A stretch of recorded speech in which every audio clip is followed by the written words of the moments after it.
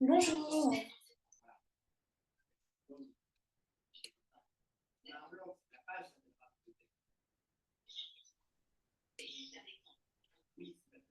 Bonjour, est-ce que tu m'entends? Oui, Ok, très bien. Comment ça va aujourd'hui? bien et vous? Bien, je te remercie. On va reprendre ce qu'on faisait la dernière fois, à savoir le chapitre euh, sur les sociétés face au risque et les ressources majeures sous tension.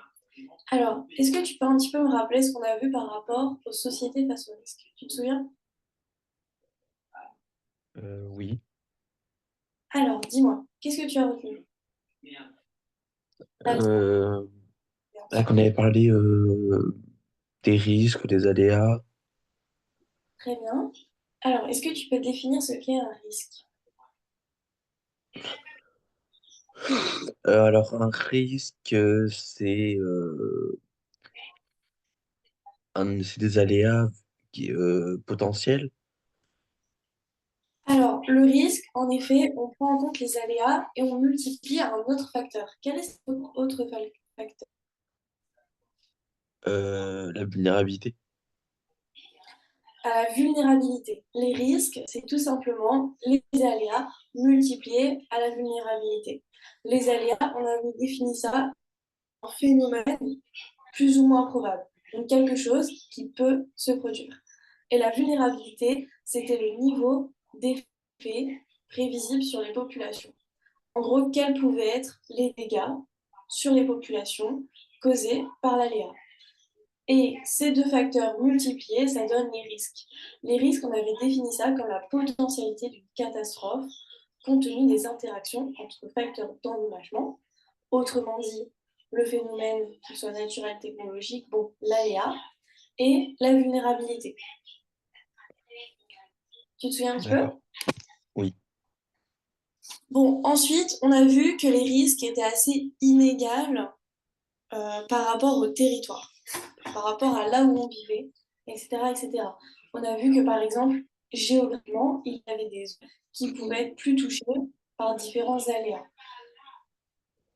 Sur les plaques tectoniques, là où elles se chevauchent, près des volcans, sur les îles, là où il y avait souvent des cyclones, etc., etc. Donc géographiquement, on n'est pas tous touchés par les aléas et les risques. Mais il y avait aussi la question de savoir si finalement, en fonction du niveau de développement du territoire touché, si la vulnérabilité pouvait être augmentée ou non. Et on avait vu que oui, la vulnérabilité dépendait du niveau de développement et des capacités politiques, économiques, techniques à prévenir et à gérer le risque. On avait dit qu'un pays émergent, par exemple, avait plus de mal à prévoir les risques, mais aussi à les gérer que les pays développés. Pourquoi? Parce qu'ils ont moins de moyens économiques, etc. Ils ont moins de... Est-ce que ça te revient ça?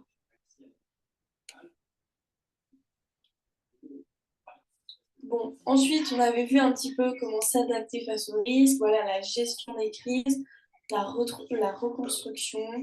Et ensuite, on était passé au second chapitre des ressources majeures sous pression. Tu te souviens? Oui.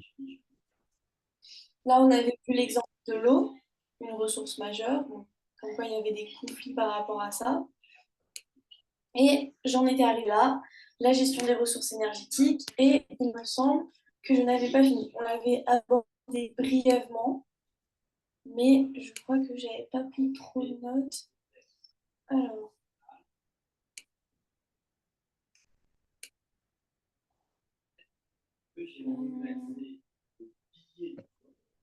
ah voilà. Je vais te mettre comme des chiffres. Alors, un-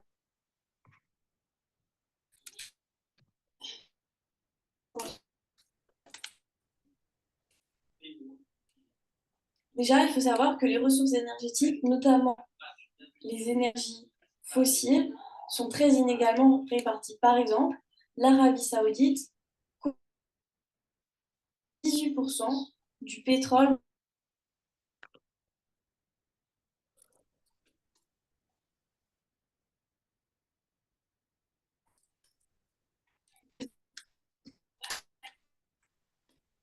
Ça veut dire que dans tout le pétrole disponible sur Terre, l'Arabie Saoudite en a 18%.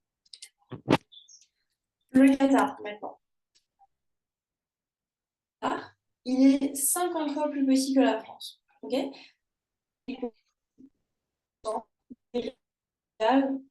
de gaz. Alors que c'est un petit territoire. La Russie en possède 25%. Donc 12% des réserves de gaz mondial.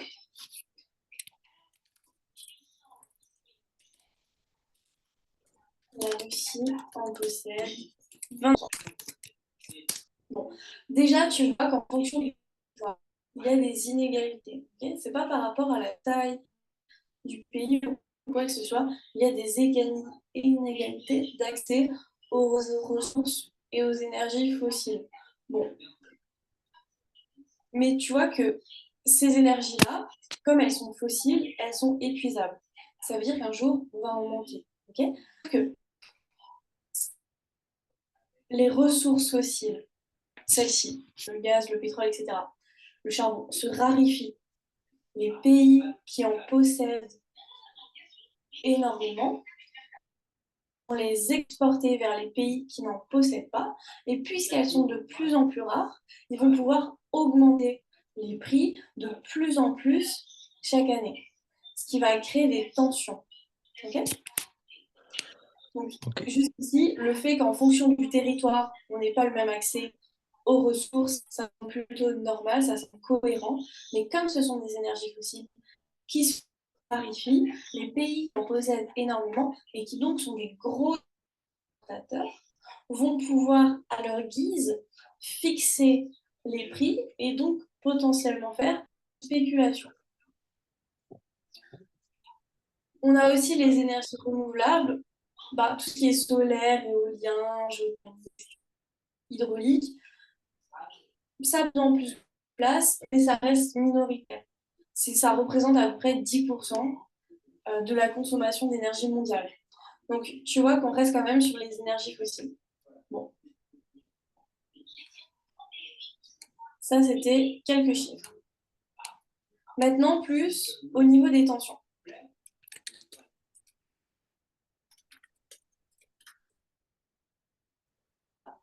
Les tensions économiques, elles vont être très fortes autour de l'énergie, à cause de ce qu'on a dit. En gros, le prix, il va impacter. Tu as besoin des énergies fossiles pour les industries, pour tout en fait. Tu auras besoin d'énergie fossile. Donc ça va directement affecter l'énergie mondiale. Les tensions économiques autour de l'économie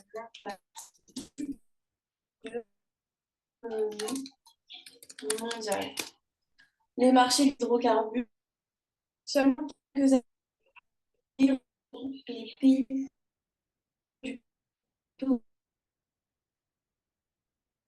l'organisation des pays producteurs de pétrole. Bon.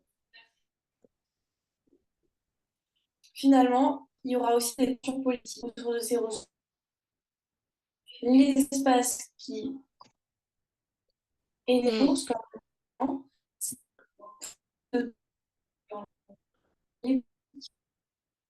ce sont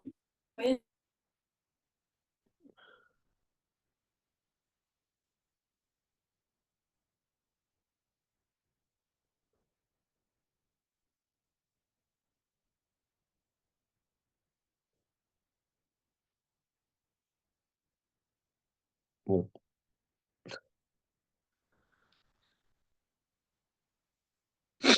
Mhm.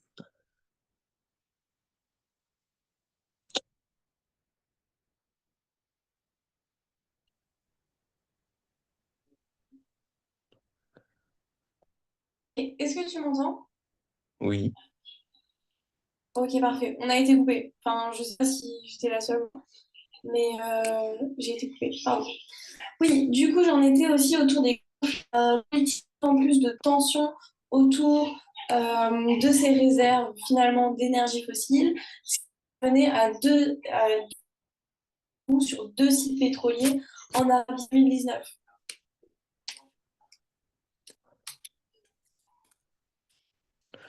Il y a également des tensions politiques et ça a donné lieu à des attaques de 2 sites pétroliers en Arabie Saoudite en 2019. Ce qui a engendré une hausse du pétrole et des tensions autour de l'Iran et de l'Arabie.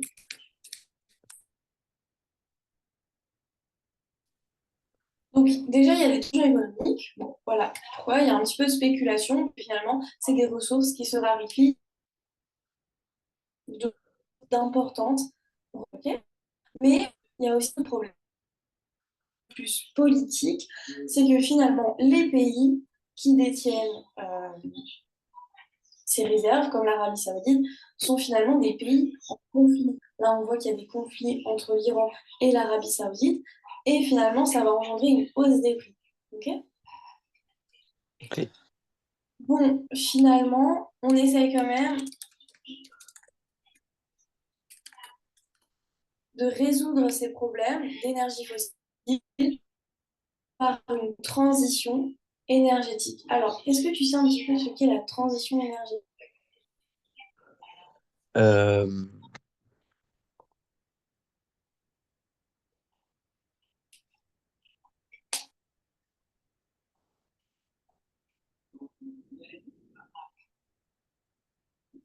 La transition c'est pas, énergétique, oui. c'est pas ce qui est fondé sur l'énergie fossile et l'énergie renouvelable. Mais voilà, c'est exactement ça.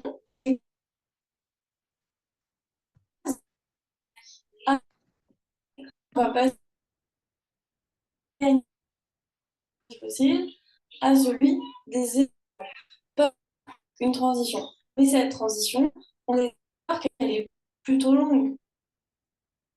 Pourquoi? Parce qu'elle demande de la gestion, euh, changer les habitudes, etc., etc., changer les lois, les structures, les infrastructures. Mais finalement, cette transition, elle prend énormément de temps.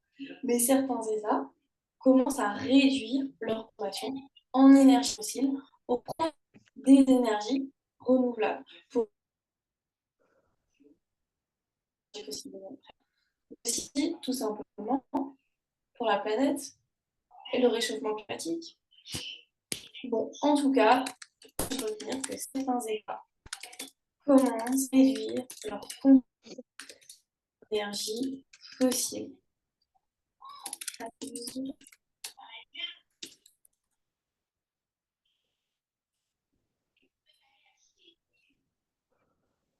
De la hausse du prix. Et surtout de la forte dépendance aux pays importateurs.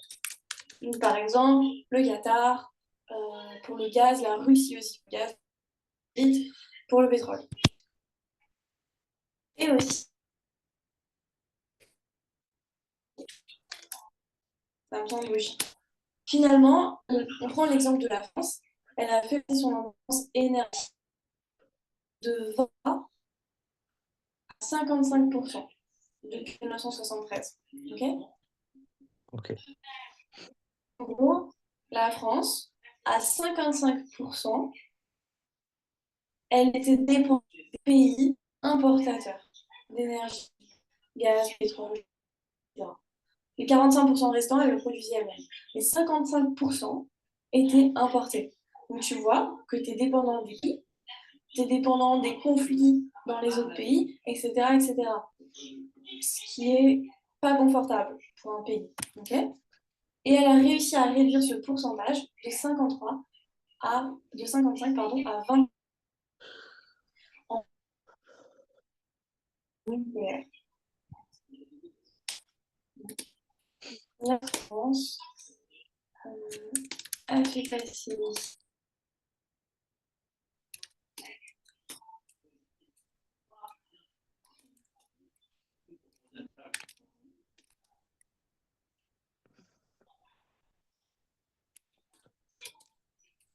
Quoi?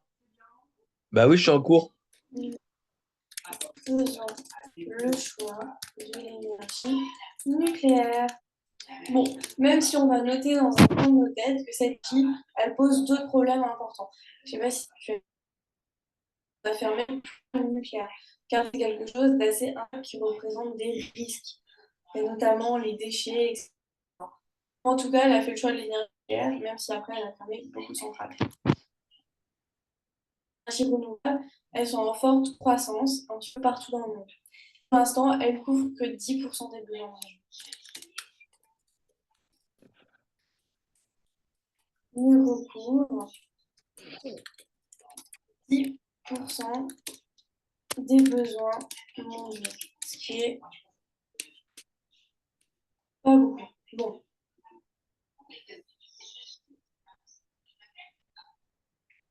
voilà. Donc, ce qu'il faut retenir, c'est que toujours dans un souci de baisser les prix, de limiter la dépendance, et pour l'environnement, avoir plus tendance à aller vers les énergies renouvelables, même si pour l'instant, ça ne représente que 10%. Bon. Il y a aussi des campagnes de lutte contre le gaspillage énergétique, le développement de solutions de transport et de construction plus efficaces, surtout dans les pays du Nord. Parce que comme je te l'ai dit, la transition coûte extrêmement cher. Bon, c'est encore qu'à ses débuts pour l'instant. Est-ce que tu as des questions par rapport au cours? Non. Non, tout va bien. Oui. Après, c'est des révisions, donc normalement, c'est compris. Ok, parfait. Je te propose qu'on passe à un exercice finalement pour remettre nos connaissances en place. C'est un petit peu une étude de cas. Alors, je vais te mettre. Ok. Normalement, ça va. Ok, tu es en face d'une activité. Il y a un document 1 ici, qui est un croquis, un document 2, un texte, un document 4, qui sont des images avec des légendes. Ok, là on est sur une étude de cas qui répond au thème l'eau, une ressource majeure sous pression, que nous on a fait ici. Okay, et ici, Ok. on va s'intéresser au cas de la Californie. Donc ce que je vais te demander de faire, c'est de reprendre un petit peu chaque, chaque document, essayer de les comprendre, et ensuite on fait une synthèse ensemble. Okay, on essaie un petit peu de les comprendre ensemble. Ça, c'est la première étape. La seconde étape, c'est tout simplement qu'il y a des questions ici. Montrer les pressions qui s'exercent en Californie, etc., etc. Et chaque consigne est à côté du document auquel il faut se référer. Okay, néanmoins, j'aimerais d'abord que tu regardes les documents tout seuls et ensuite qu'on échange sur les documents avant de répondre aux questions. Ok, Ok. je pense que là, je te projette le document 1. Je ne peux pas tout mettre. Du coup, on va finaliser et de dérouler. Ou alors, si tu veux, je peux t'envoyer par mail, comme tu préfères. Hmm. Par mail plutôt. Par mail? Ok. Ah, Oui. euh, mail. Attends, avant que je sois fini son bureau.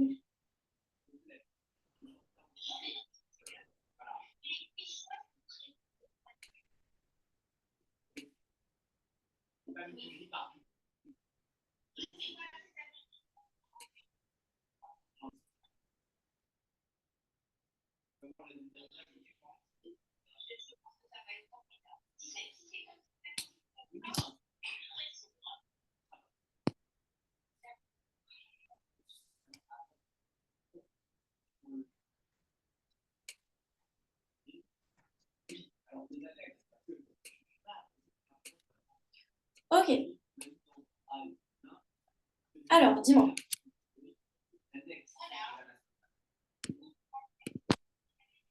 Est-ce que tu m'entends? Oui. Ok, vas-y, dis-moi ton adresse mail. C'est Ryan. Point Duvignac. Duvignac avec un. Il y a un V.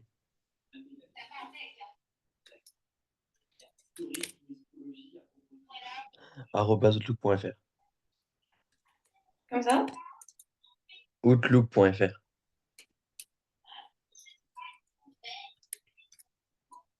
Et vous avez mis un i en trop avant. Bon,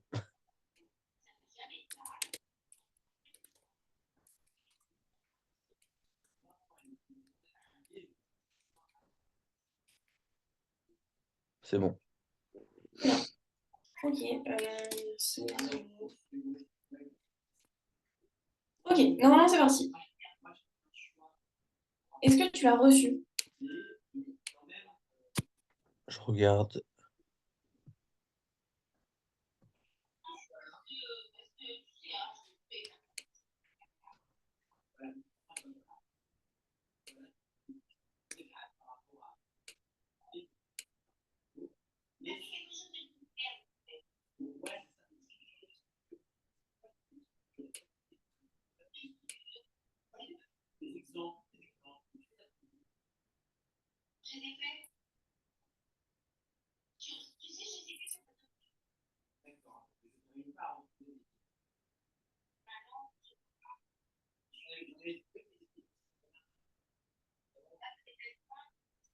C'est bon? Bah, je vois rien pour l'instant. Ah. Normalement c'est envoyé. Vérifie ton adresse. Elle est là. Tac.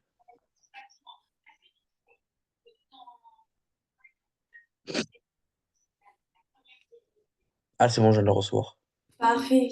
Bon alors, tu regardes les documents, on en discute ensemble. Essaye un petit peu de donner le point commun, ce que tu en tires par rapport au cours. Ok?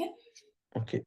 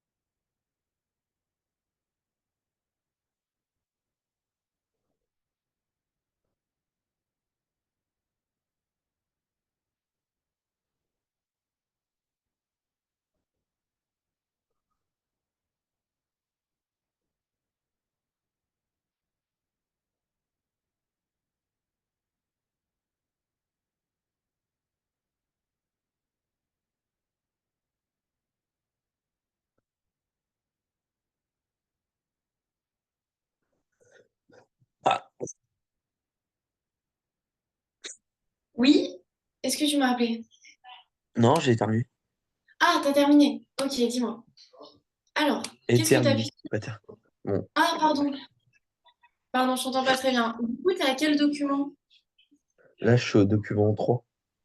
Document 3. Bon, ben, très bien. Je te laisse le temps de finir. Prends le temps de faire le lien avec le cours et ensuite on en discute, d'accord? D'accord. Et à tes souhaits. Merci.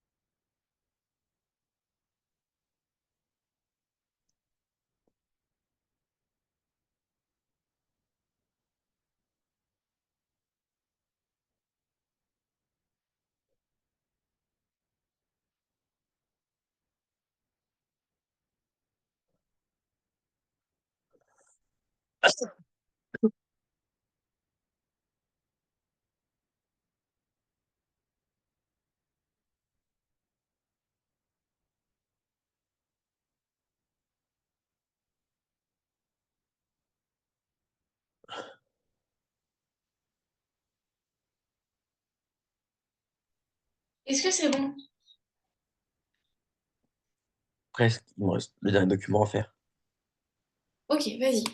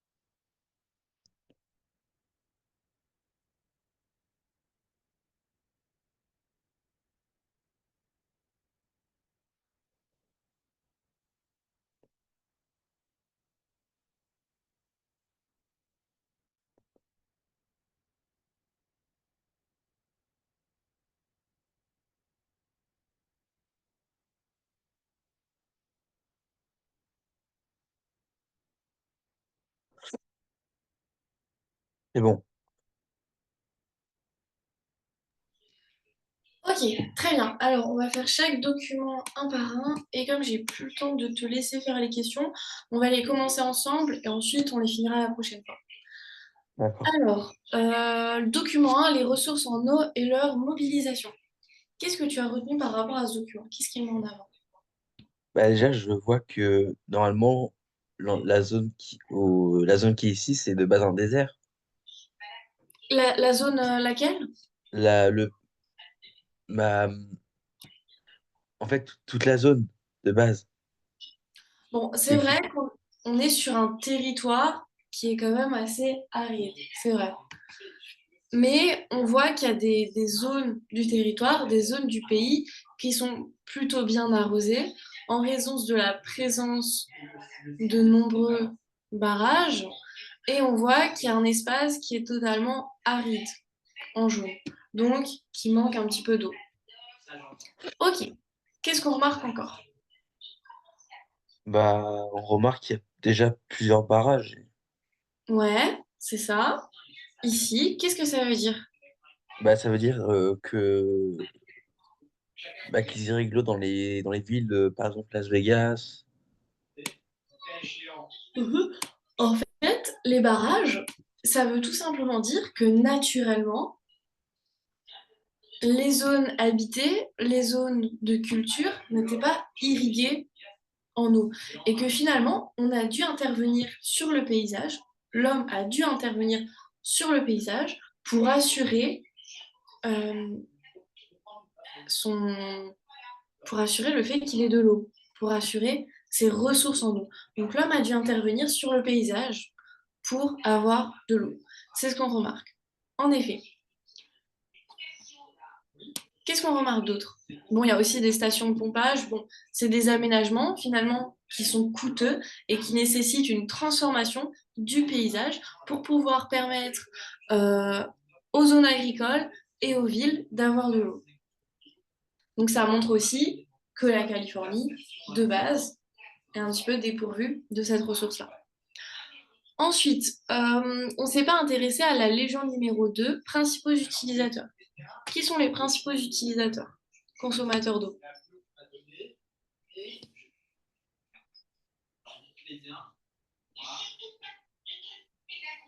J'ai pas entendu. Euh, qui sont les principaux consommateurs d'eau en Californie? Bah, c'est les grandes villes. C'est les grandes villes, donc San Francisco, Los Angeles, San Diego. Bon, Las Vegas est aussi noté, mais c'est pas une énorme zone non plus. Et on a Attendez, l'agriculture. Oui, désolé, je crois qu'il y a un problème dehors. Je suis pas sûr. vas-y, Attends. je t'en prie.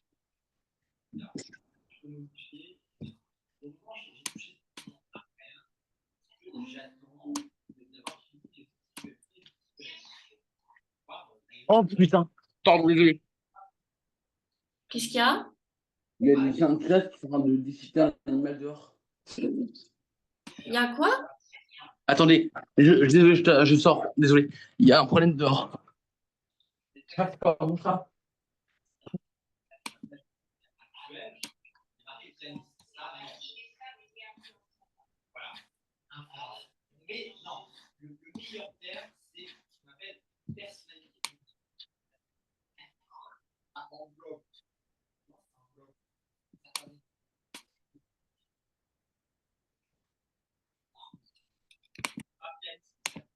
Désolé. Ça va? Il y a juste deux chiens qui viennent d'attaquer un chat, il est mort. Ok. Ah, désolé. Non, il n'y a pas de souci, je t'en prie. Mais toi, ça va? Désolé, j'avais cru que c'était mon chat. Ah, ok, je comprends. Bon, du coup, c'est bon? Oui. Ok, parfait. Ouh. J'en étais où? Oui, du coup, les principaux consommateurs d'eau sont évidemment les grandes villes, là où il y a beaucoup de population, mais aussi les cultures, tout simplement, les zones agricoles. Pourquoi? Pour les champs, pour le bétail, etc., etc. Bon, sinon, on voit qu'il y a également des transferts pour compenser un petit peu les manquements des barrages. Donc, il y a des transferts. Ces transferts, ils viennent à la fois du Colorado et à la fois de l'intérieur de la Californie. Donc là, Colorado, ça va dans ce sens, ça distribue à Los Angeles, San Diego et à l'intérieur de la Californie. Donc on voit que la zone bien arrosée, elle va alimenter la zone un peu plus aride. Alors, qu'est-ce qu'on tire de cette analyse-là?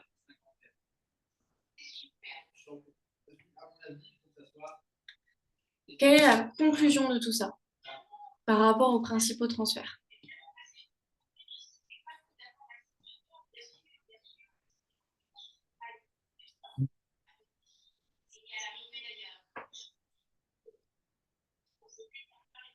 Est-ce que tu en as une idée?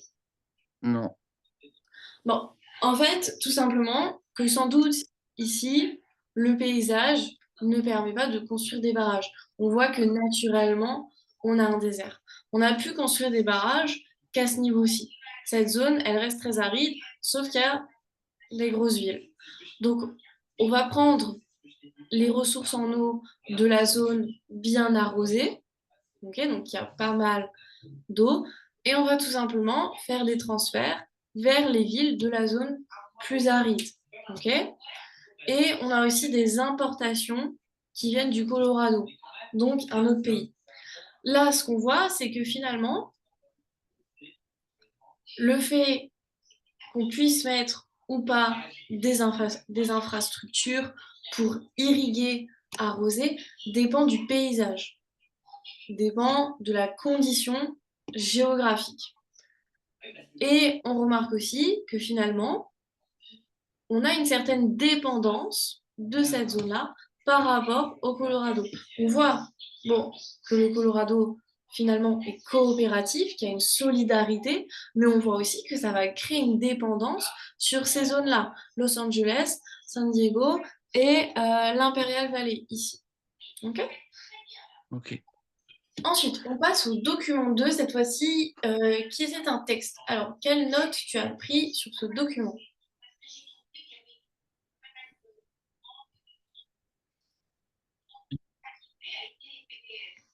Bah, c'est que la plupart de l'eau sera envoyée chez les fermiers.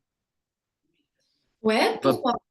Pourquoi ce bah, choix? vu que de base, c'est dans des terres désertiques et qu'ils ont besoin d'eau pour pouvoir cultiver. Mhm, c'est ça. Finalement, on voit que 70% des eaux du Colorado, donc 70% des eaux qui nous viennent d'ici, en fait, elles vont dans cette vallée-là. Et pourquoi? Tout simplement parce qu'il y a 300 fermiers. Bon, il y a une très forte demande en eau. Mais tout ça, c'est aussi pour des raisons économiques. On voit que une variété de luzerne ici, il mobilise un quart de la surface irriguée. OK? Et pourquoi? Parce que c'est quelque chose qu'on va exporter en Asie et donc qui va rapporter de l'argent. OK? Ok. Bon, en tout cas, il y a une très forte demande en eau au niveau de tout ce qui va être agricole. Pour maintenir l'économie du pays, ok, pour pouvoir continuer à exporter les ressources du pays. Bon. On voit aussi qu'il y a une très forte demande des grandes villes, ok, qui ont aussi besoin du Colorado. Et encore une fois, on se répète un petit peu, mais tout ça, ça va créer une dépendance. Alors, on avait le document 3 et le document 4. Document 3, irrigation goutte à goutte pour lutter contre le gaspillage agricole.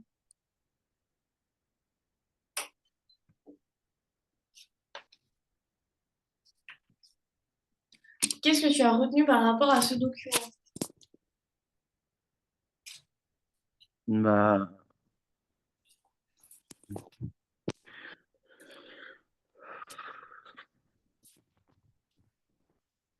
Je ne sais pas si tu as bien vu la photographie. On voit ici déjà qu'on est dans un environnement agricole. Ça ressemble à une vigne. Bon, déjà, ça nous donne le décor. Et on voit ici une irrigation, donc un tuyau qui passe près des plants. Ok, et on voit que c'est un tuyau très fin. Et comme c'est au goutte à goutte, on estime finalement que l'eau va sortir des petits trous et va irriguer chaque pied un par un. Ok,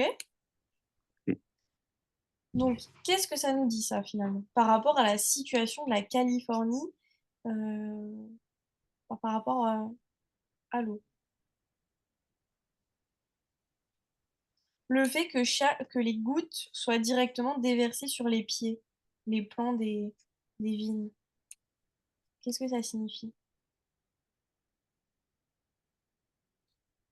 Pourquoi on fait ça et pourquoi on ne met pas un arrosage automatique qui asperge de très haut toute la vigne? Pourquoi on choisit de viser le pied comme ça de la plantation?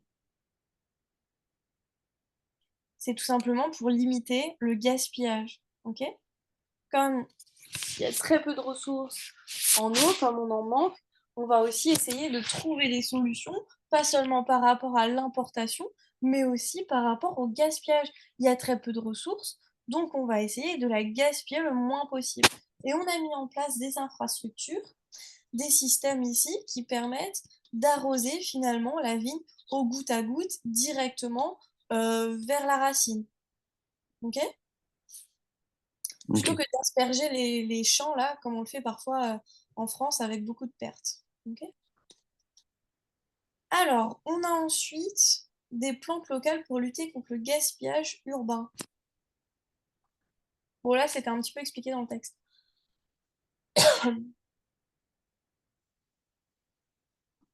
Bah,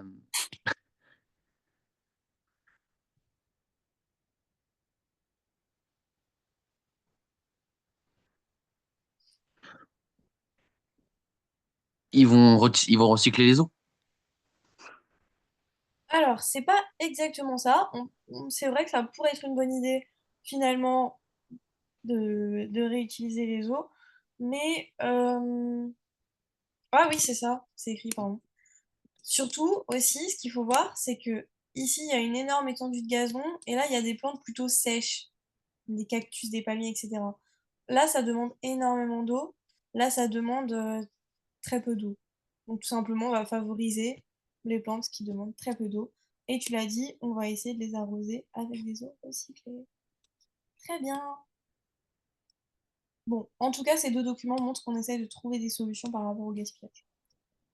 Ok. Ensuite, on a le document 5. Là, c'était plus par rapport à l'international.